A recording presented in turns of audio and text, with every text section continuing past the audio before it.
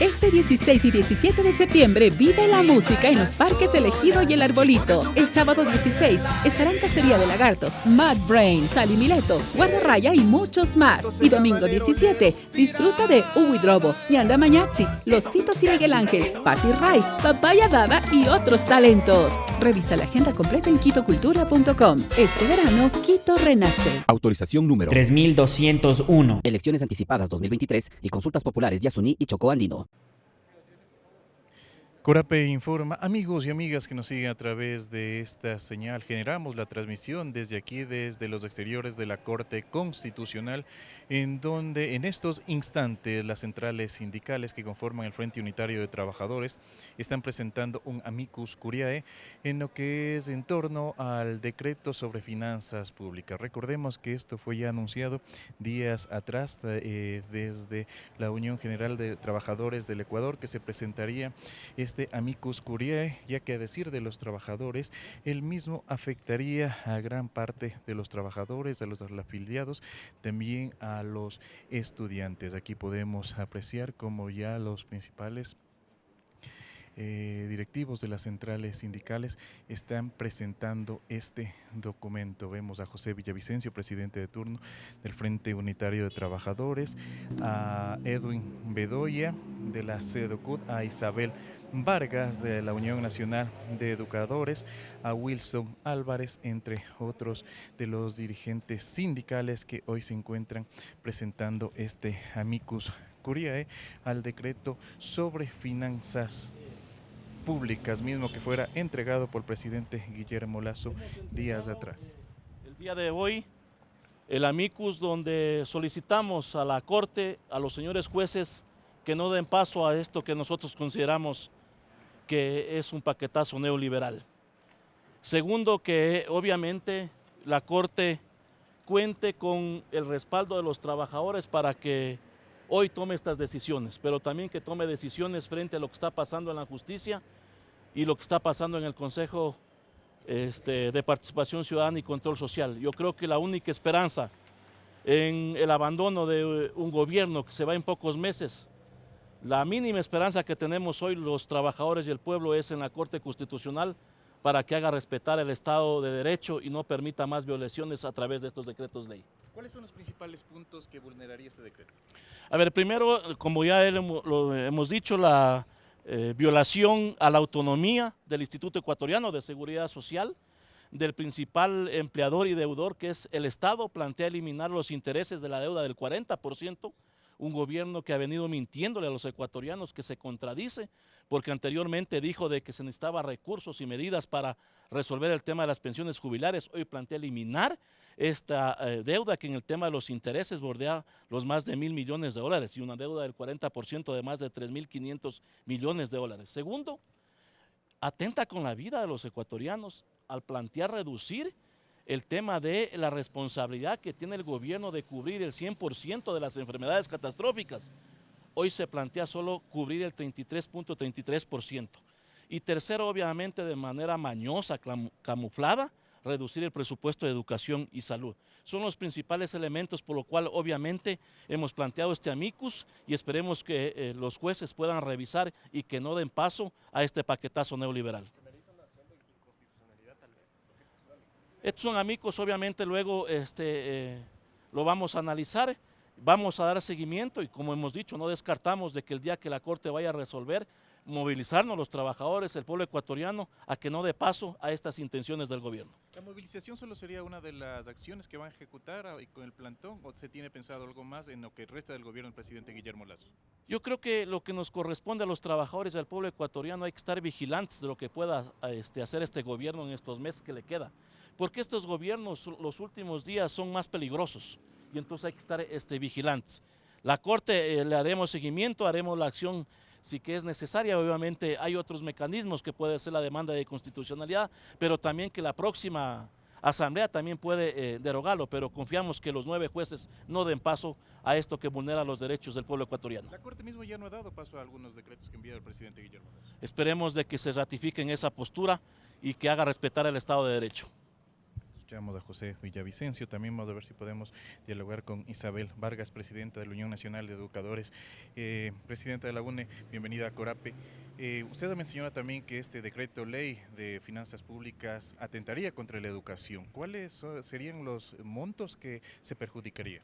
Bueno, este decreto ley perjudicaría la forma de cálculo y reduciría alrededor de $1.000 millones en lo que es educación. Esto prácticamente va a profundizar la crisis que tenemos actualmente, cuando hasta la fecha no se ha cumplido el plan de erradicación de todo tipo de violencia en el ámbito escolar, no se ha llamado al concurso de ingreso al magisterio, no se ha cumplido, no se ha ejecutado la ley orgánica a pesar de tener plazo, perjudicando a los 3.500 millones de estudiantes que asisten a la escuela pública. Esto es muy grave y por eso nosotros pedimos a los 9 jueces de la Corte Constitucional considerar el no aprobar, no dar paso a este decreto ley, porque recordamos que nosotros en el año 2021 la Corte Constitucional ratificó a todas las reformas a la Ley Orgánica de Educación, en donde está incluido el artículo 20. El artículo 20 dice claramente que el presupuesto para la educación tiene que ser progresivo e irreductible. Y también, si es que no se ejecuta todo el presupuesto, este tiene que sumarse al presupuesto del próximo año fiscal. Entonces, los 9 jueces tienen que tomar en cuenta que ya tienen un pronunciamiento respecto a lo que es el tema educativo, y nosotros hacemos este pedido a los 9 jueces porque se está violentando claramente la Constitución, pero sobre todo se está violentando el derecho de nuestros niños, niñas y adolescentes a tener una educación de calidad. ¿El presidente Lasso no ha cumplido sus propuestas de campaña en torno a la educación? Para nada, recordemos que el presidente Lasso manifestó que le estorbaba la Ley Orgánica de Educación. Al día de hoy apenas ha devengado el presupuesto en un 40%, entonces faltaría el 60%. Entonces en todo su periodo ha demostrado su odio de clase, pero sobre todo su incapacidad para gobernar. ¿Son movilizaciones? Bueno, nosotros lo que estamos planteando es el derecho a la resistencia. Los 9 jueces darán la fecha en donde discutirán, analizarán este decreto ley y bueno, ahí estaremos con nuestras bases. Escuchábamos también a Isabel Vargas, presidenta de la Unión Nacional de Educadores, quien han llegado como parte del Frente Unitario de Trabajadores hasta este lugar para colocar este amicus curiae sobre el decreto económico urgente que fuera enviado por el presidente Guillermo Lasso el 5 de septiembre. Vamos a ver si podemos dialogar también con otros de los dirigentes también que acompañaron esta movilización, esta entrega. Saludamos a Edwin Bedoya, vicepresidente de la CEDOCU. Edwin Bedoya, hoy se ha entregado esta amicus curiae. ¿Ustedes confían que la Corte Constitucional no dé paso al decreto? A ver, hay elementos de inconstitucionalidad. El primer elemento es que rompe el principio de progresividad de los derechos, porque están disminuyendo disminuyendo derechos básicos, como el de la salud, la educación y la seguridad social.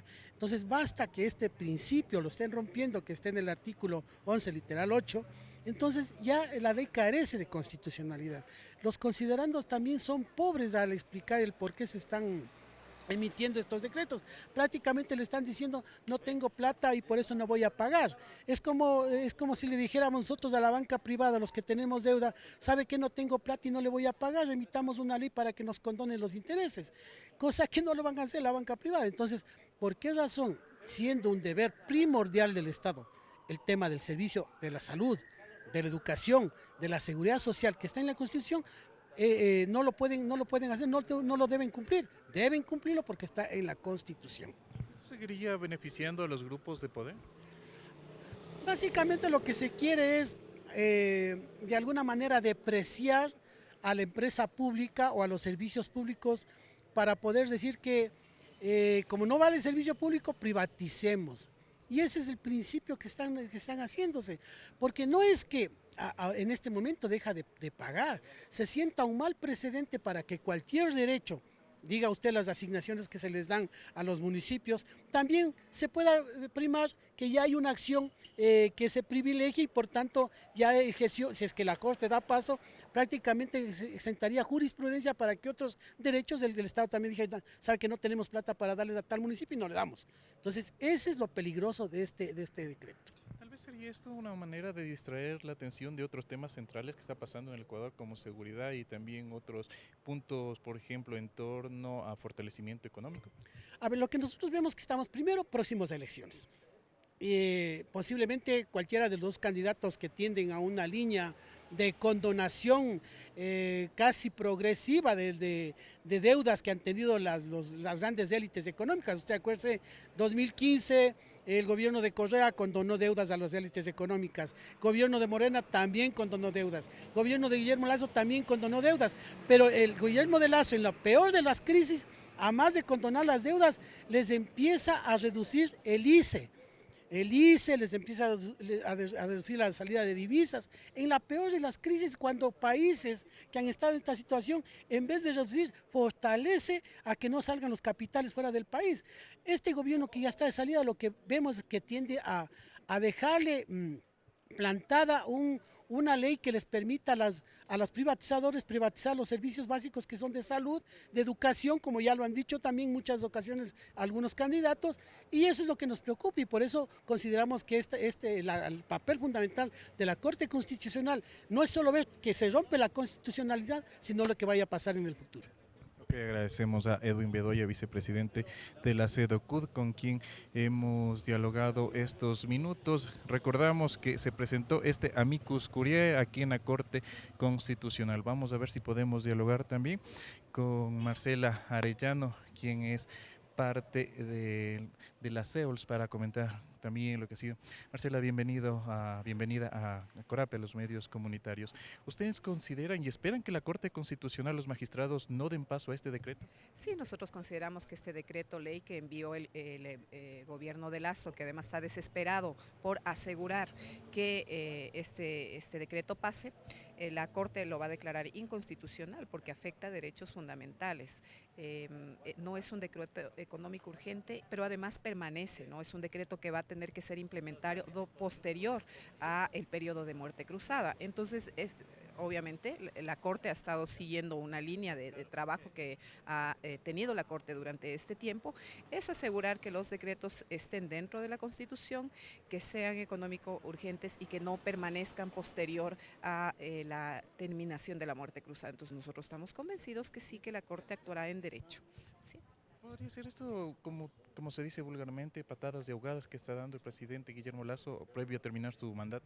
Está intentando dejarle la mesa servida al próximo gobierno. Está intentando que el proceso neoliberal continúe y obviamente por eso su insistencia y esta afectación a los derechos del pueblo ecuatoriano. Ustedes han señalado que parte de esta acción también aparte son movilizaciones y un plantón que se daría el día que se trate esta normativa. Bueno, nosotros estamos esperando que se trate, que se aborde y que los amicus que están presentando las organizaciones de la sociedad civil, entre ellas el Frente Unitario de Trabajadores, sea estudiado seriamente. Esperamos que además podamos participar en la audiencia defendiendo nuestro amicus. Queremos agradecer a Marcela Arellano, presidenta de la CEOLS, con quien hemos dialogado sobre lo que ha sido la entrega de este amicus curiae por parte del Frente Unitario de Trabajadores. Han señalado que estarán atentos cuando se sortee la causa, el juez que la analice y que ese día convocarán a movilizaciones y un plantón aquí en los exteriores de este organismo. Recordamos que este decreto lo presentó sobre finanzas públicas, lo presentó el presidente Guillermo Lasso acá a la Corte Constitucional el 5 de septiembre, junto con el de lo referente a desastres naturales. Nosotros vamos a seguir atentos de lo que se dé en esta entidad y llevarles más a través de la señal Corape de Corape Digital TV.